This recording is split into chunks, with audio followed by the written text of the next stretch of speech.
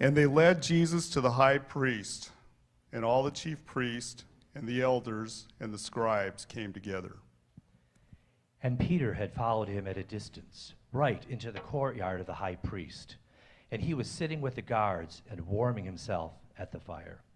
Now the chief priest and the whole council were seeking testimony against Jesus to put him to death, but they found none. For many bore false witness against him, but their testimony did not agree. And some stood up and bore false witness against him, saying, "We heard him say, 'I will destroy this temple that is made with hands, and in 3 days I will build another, not made with hands.' Yet even about this their testimony did not agree.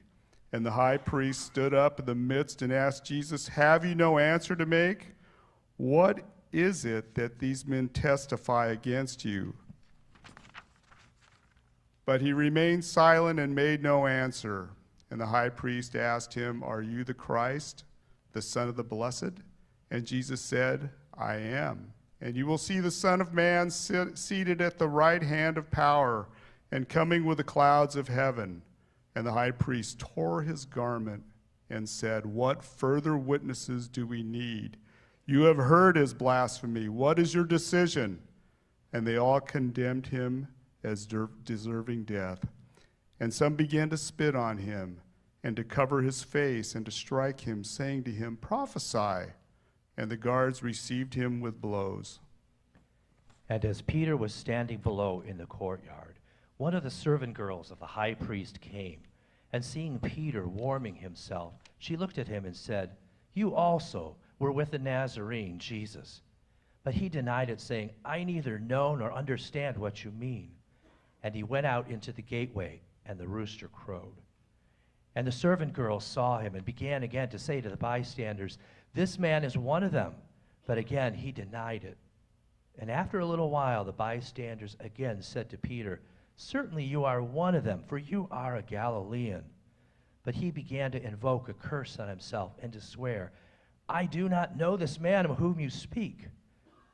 And immediately the rooster crowed a second time. And Peter remembered how Jesus had said to him, 'Before the rooster crows twice, you will deny me 3 times.' And he broke down and wept. And as soon as it was morning, the chief priests held a consultation with the elders and scribes and the whole council, and they bound Jesus and led him away and delivered him over to Pilate. And Pilate asked him, 'Are you the king of the Jews?' And he answered him, 'You have said so.' And the chief priest accused him of many things. And Pilate asked him, 'Have you no answer to make? See how many charges they bring against you.' But Jesus made no further answer, so that Pilate was amazed. Now at the feast he used to release for them one prisoner for whom they asked. And among the rebels in prison who had committed murder in the insurrection, there was a man called Barabbas.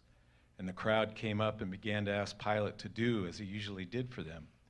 And he answered them, saying, 'Do you want me to release for you the king of the Jews?' For he perceived that it was out of envy that the chief priests had delivered him up.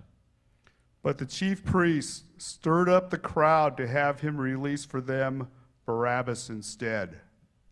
And Pilate again said to them, 'Then what shall I do with the man you call the king of the Jews?' And they cried out again, 'Crucify him!' And Pilate said to them, 'Why? What evil has he done?' But they shouted all the more, 'Crucify him!' So Pilate, wishing to satisfy the crowd, released for them Barabbas, and having scourged Jesus, he delivered him to be crucified. And the soldiers led him away inside the palace, that is, the governor's headquarters. And they called together the whole battalion, and they clothed him in a purple cloth, and twisting together a crown of thorns, they put it on him. And they began to salute him, 'Hail, King of the Jews!' And they were striking him on the head with a reed, and spitting on him, and kneeling down in homage to him. And when they mocked him, they stripped off the purple cloak and put on his own clothes. And they led him out to crucify him.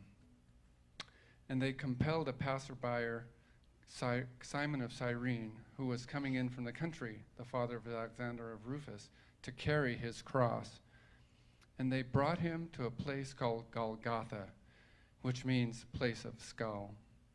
And they offered him wine mixed with myrrh, but he did not take it.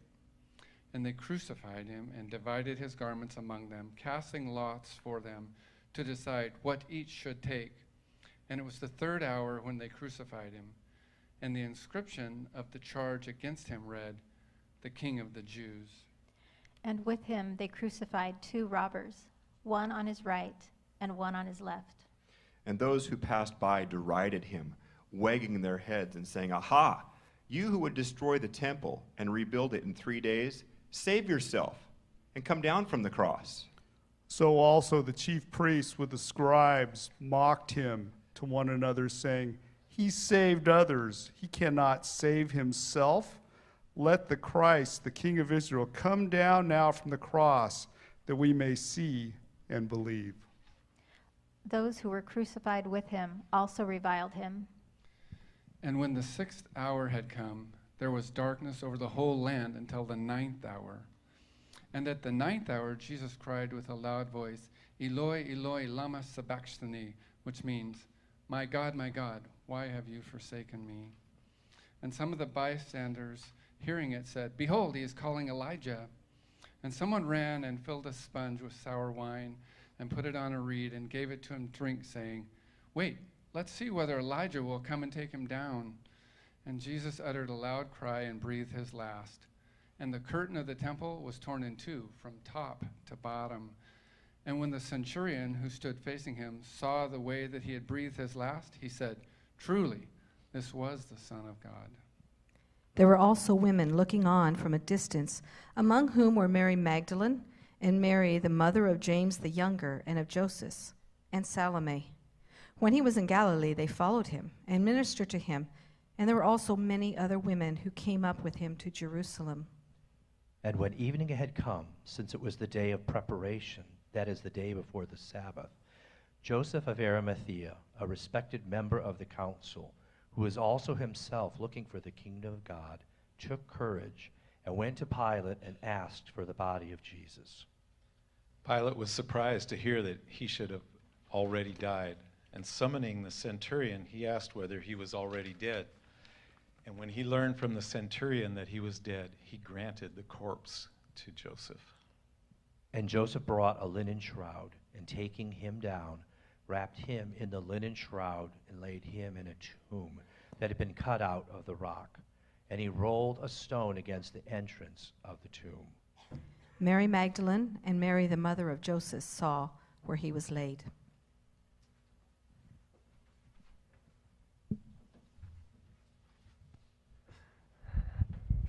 The crucifixion of Jesus. How do we wrap our minds around it? In some ways, it seems like this story has been told and retold so often that I think we are, in many ways, desensitized to it. We use crosses as jewelry, as decorations in our homes, an instrument of execution that now becomes trendy. If you've been around church much, you've heard the descriptions of what this was like. You've heard what it was like for Jesus to go through the punches and the slaps and the beard pulling and the spitting that the guards inflicted on him. You've heard about the brutality of a Roman flogging. That cat of nine tails, the lashes, where the lashes had embedded in them bits of bone and metal, that as the victim was lashed, it would cut into and tear the flesh. The brutality of a Roman flogging caused such shock, blood loss, sometimes even organ damage, infection after, that victims often died of the floggings without anything else. When we read the story of Jesus, it is obvious that the flogging itself had taken a tremendous toll on him. We find that his condition is weakened because as he is assigned to carry his own crossbeam to the place of execution, he's not able to do so. He's too weakened to do it, and so they have to recruit a bystander, Simon of Cyrene, to do it. One of the interesting side notes in the account that was just read is that Mark actually identifies the sons of Simon, Alexander and Rufus. You have to ask yourself, why does he bother to do that? It probably indicates that Simon's sons were themselves part of the early church. The people he was writing to knew these men. They knew who Simon was. They knew who his sons were. This was very real, very near for them. We know about the trauma of the cross. We've heard that.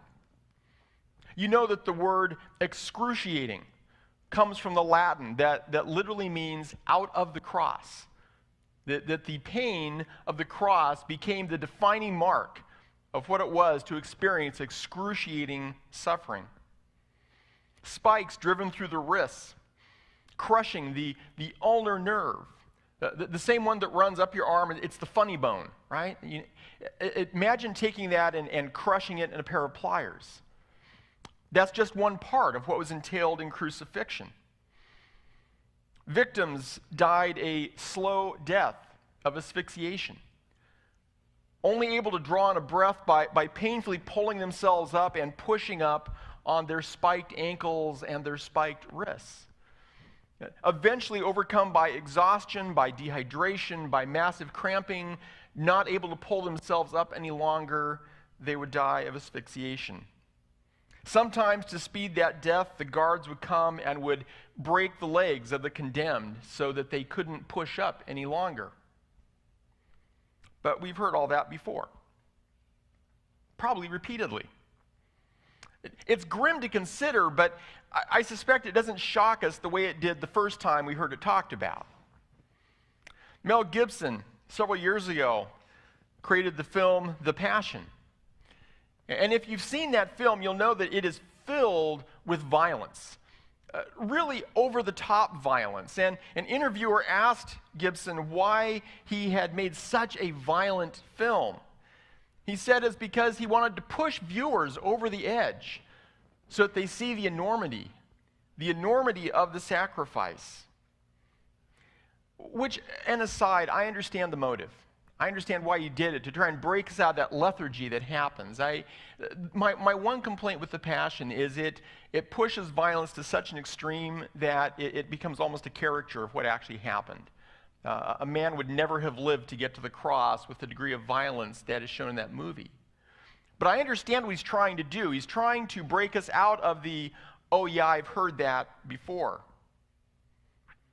There's another dimension, though, to it, and that is the loneliness of Jesus. We think about the physical pain, but a few years ago I began to think about the inner pain and loneliness of Jesus.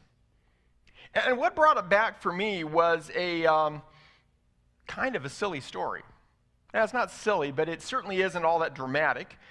It's not grotesquely violent, but what I remember from it, from my youth, was a sense of loneliness and abandonment. And for some reason, God just kind of brought that memory back to me, and it gave me just a glimpse to Jesus' internal world. What had happened was I had a friend who invited me to go out and help harvest oysters. Now, this was for a commercial oyster operation, and so they had their oyster beds down on Hood Canal. And the way it works, they'd bring a barge in at high tide, they'd let the tide go out so the barge sat down on the mud, and the oysters were already bagged. They're in these kind of long mesh bags, and your job as part of the crew is to go and pick those bags up, carry them over to where a hoist was laid out, the rope for a hoist, stack them there, and then they'd hoist them onto the barge. When the tide came back in, they'd float the barge out. And so he invited me to go along, and I was actually the youngest, smallest guy on the crew. I was, I think, about 14 years old. Back then, child labor laws were a little more lax, and 14-year-olds could do that kind of thing. And I borrowed my dad's brand new hip boots because we were going to be working in water part of the time. And I went off anticipating just a good day working. I'd been bucking hay all summer, and oysters was just kind of another job like that. Well, as soon as I got there, things took a bit of a turn. One of the guys on the crew was one of those just kind of tough, bully kinds of guys, and he was pretty proud of how hard this job was, or at least how hard he felt it was. And as soon as I showed up, the little guy, he goes, "So, Richards, this is pretty tough work, isn't it?" I was just naive enough to go, "Well, it's about the same as bucking hay," which I thought was just an honest answer. What I hadn't factored in was I just had apparently challenged his masculinity by implying that his job wasn't way harder than anything I'd ever done. So that began it, and as soon as that hazing started with this guy, all of his buddies joined in, including my friend who had invited me to go along. And suddenly I feel very alone with this crew. And everything I do is getting critiqued and put under the microscope. And that goes along, and the tide starts coming in, the water's getting deeper as we're still stacking oysters. And at one point I threw down a bag of oysters onto the pile, and it splashed water, which is not unusual. When you throw things in the water, it splashes, right? But the bully guy that had kind of taken a real dislike to me, he happened to be standing there, and he got splashed. He comes at me, he goes, "You trying to start something?" I said, "No, I'm sorry I splashed you." Well, that wasn't a good enough answer. He hits me in the chest, pushes me backwards. I lose my balance, I fall over. He pushes me under the water, and I start getting drug around in the shells. Trying to fight to get my way back up to the surface, get some air. I finally push the guy back, I stand up, and when I come up, I've got my eyes full of water, and something catches me right there and sends me over backwards into the water. I get up, I look, and this guy is now squared off, and he's just waiting. It's like, come on. And everybody else in the circle behind him, because they're all waiting. And I look at this, and I'm thinking, I am outsized, I am outmatched, there is no way I'm getting into this fight right here. So I just turned and started walking back toward the truck. As I'm walking back toward the truck, these guys are all following me in a pack, because now it's a pack mentality. And so I can hear all the cat calls, the taunts coming from behind me, and they start taking turns walking up and saying, in fact, my friend, one of them, walks up and says, "So Tim, did he hit you was it on the left side? Bam, he hits me. Or was it on the right side? Bam, he hits me on the other side." And I'm thinking, what's going on? So I keep walking back up, I get to the truck. Of course, now I'm feeling pretty intimidated, like this whole group is just waiting to do something. And trying to keep my courage up, I get in the truck. Well, we're clear down Hood Canal. We have to ride back to Sequim. So it's me and this pack in the back of this pickup riding back to Sequim. Unfortunately for me, the truck had a lot of gravel in the bed. So pretty much we spent the entire trip with them pelting me with gravel on the way back. So we got home. I got back, talked to my dad. My dad, understandably, was pretty upset. His brand new boots had gotten pretty ripped up in the process. So he takes me down to talk to the boss. We talked to the boss, and the boss says that he's not going to do anything about it because as far as he could tell, he was kind of a rough guy. So as far as he could tell, I was a troublemaker. And so my dad said, "Hey, just get your final check. We're done." And I'd left my jacket behind. It was my favorite jacket. I had these patches I collected, and I'd left it behind, and so I went to get my jacket. Well, it turns out after I left, the crew had done me the courtesy of running my jacket through all the pulleys on the barge. So it was just all greased up and destroyed.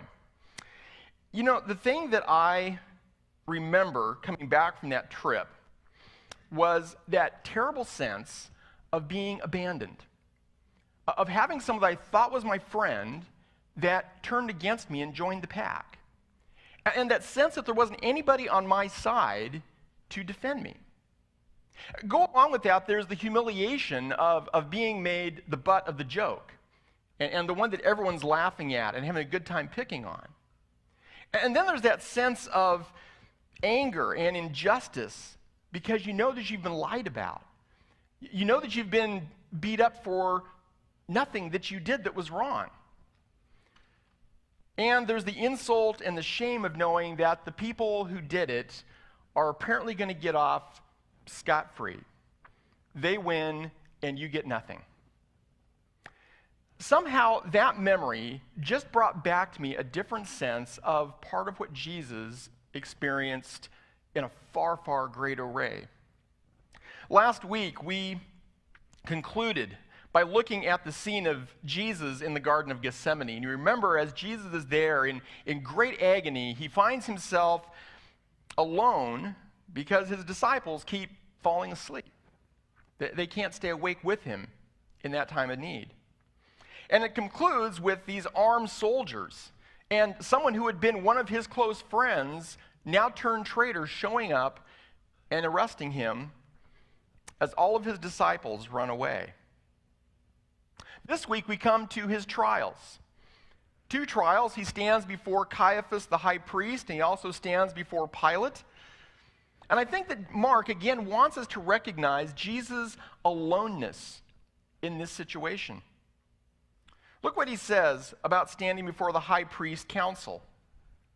They led Jesus to the high priest, and all the chief priests and the elders and the scribes came together. Now the chief priests and the whole council were seeking testimony against Jesus to put him to death. You see that? All the chief priests, all the scribes, all the elders, all are gathered with Jesus alone in the middle of it all. They call witnesses, but there are no witnesses called for Jesus' defense, only to accuse him. Jesus is interrogated by the prosecution, but there is no defense attorney to stand up for him. And imagine standing in a place where you know that you are surrounded by every person in the room that hates you, who has as their sworn desire to see you die, and you are alone in the midst of them. And when the decision of blasphemy is declared, this august body of religious leaders turns into a face-slapping, beard-pulling, spitting, violent mob.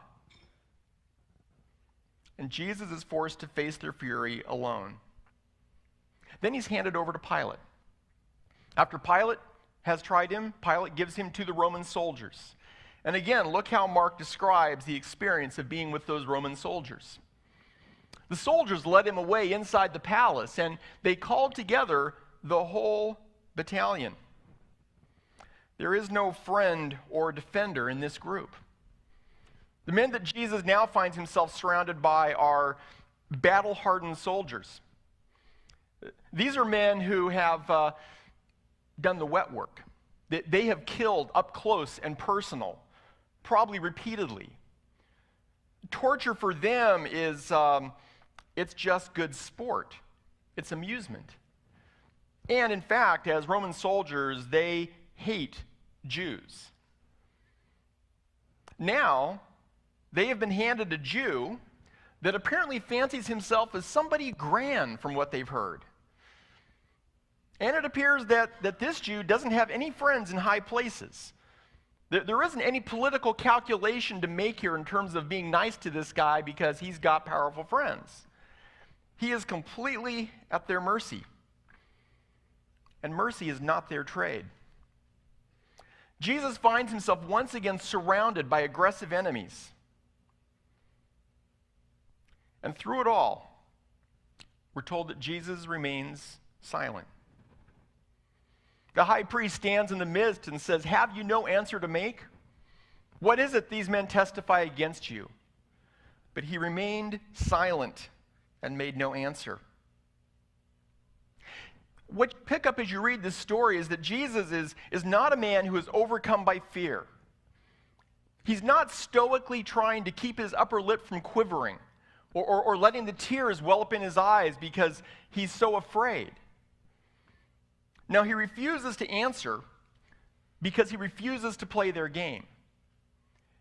He knows who he is, and he will not be drawn into this kangaroo court. But when he does answer, it is strong and it's direct. To the chief priest, who says, "Who are you? Are you the Christ?" He says, "I am." And then he says, "You will see the Son of Man sitting at the right hand of power and coming with the clouds of heaven." Now that's a pretty bold statement in itself, but when you understand where it came from, you'll realize why it was even bolder, why it enraged the priest so much. Because it comes out of Daniel chapter 7. And Daniel is having this vision that God had given to him, and here is part of what Daniel sees. He says, "I saw in the night visions, and behold, with the clouds of heaven there came one like a son of man. the same language Jesus just used.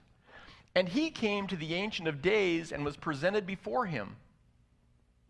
And to him was given dominion and glory and a kingdom that all peoples, nations, and languages should serve him.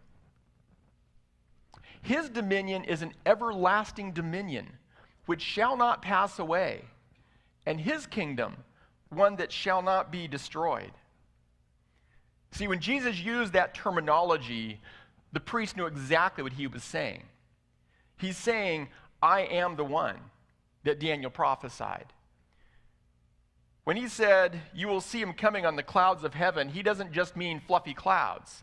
What he means is, you will see the day when I will come in the glory and power of God. That in fact, the one that you are unfairly judging today will one day be the judge that you will stand before to give an account to.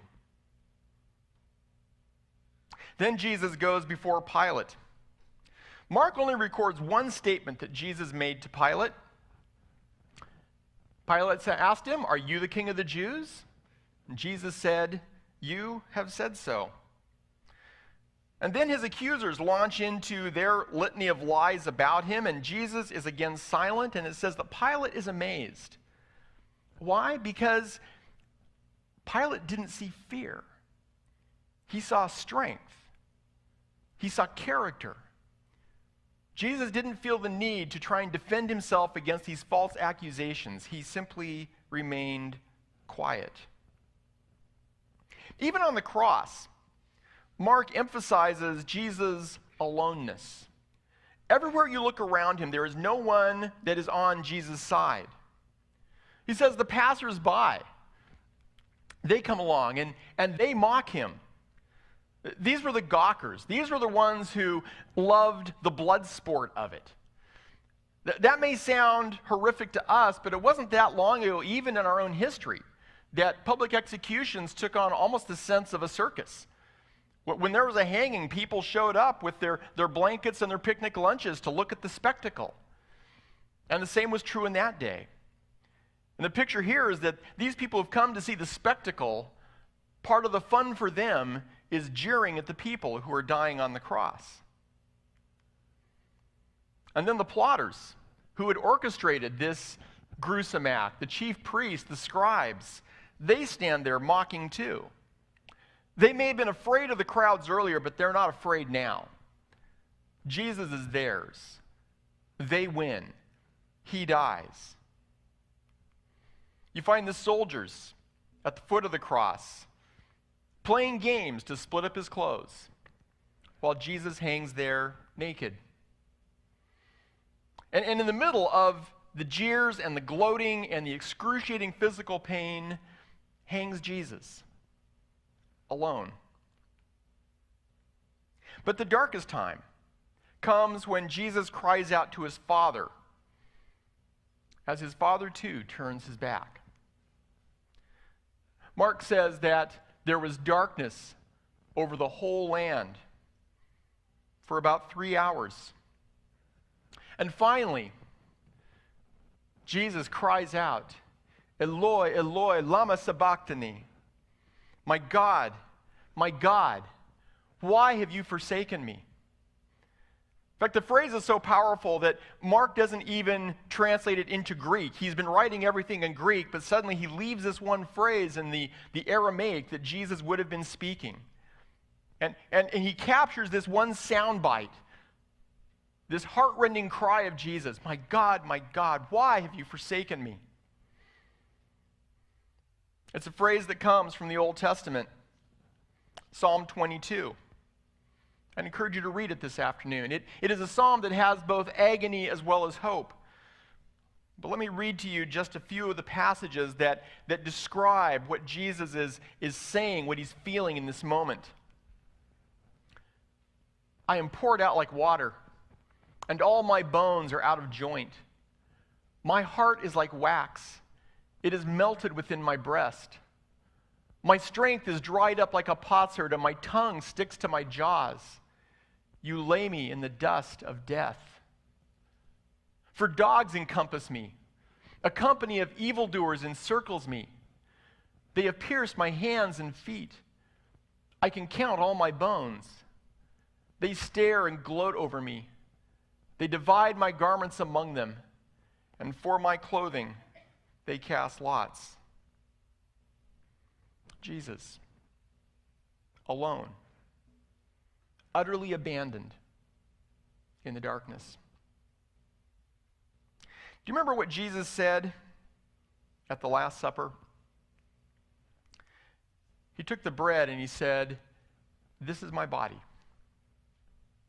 It has been given for you."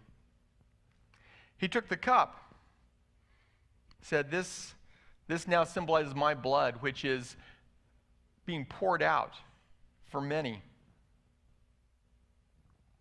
Jesus inserted himself into the deepest, darkest place that any soul can go. He entered into the black, oily sludge, if you will, of human pride, selfishness, anger, betrayal, lies, violence, manipulation. And ultimately, he absorbed it all into his very body and soul. And then, reeking in the worst that humanity can dish out, he stood before his Father. And God the Father, the holy, completely pure and right one, now looked on his beloved Son, the one who had ever and always lived in perfect harmony, oneness, love, holiness with his Father. The one who, even in his time on earth, had twice heard his Father declare, "This is my beloved Son." Now, he's covered in the filth of others, having willingly taken it on himself, and the Father, with heartache that we cannot fathom, does to the Son what rightfully he should do to each of us. He turns away. And the Son faces for the first time in eternity the rejection of the Father that he loves above all. And at last, the Son cries out. Mark doesn't tell us what he said, but John does. It is finished. A path has been opened. The work which only God himself in the person of his Son could do has been done. Something that transcended the physical events of that dark day has been accomplished. Darkness. It is the place of every soul that is disconnected from God. Jesus stepped into that lonely place as an innocent man. But who of us can say the same? We have been wounded. We understand what that feels like, but we also have wounded others. We've been lied to, but we also know that we have shaded the truth at times for our own benefit. We've been abused, but we know that at times and ways, sometimes big and sometimes small, we have abused others. We felt the sting of selfishness, but we have found ample reasons to justify our own selfishness. We've been used by others, but we've used others for our own benefit as well. We have, whether infrequently or habitually, known the right thing to do, and we've chosen not to do it. And the errors of others against us and ours against them lead our hearts to dark places. The scriptures speak of spiritual darkness. You know, darkness can feel safe, can it? Because what you do in the dark, you think nobody knows. Nobody can see. The problem is that darkness is also dangerous. It's lonely. You don't really know where you're going.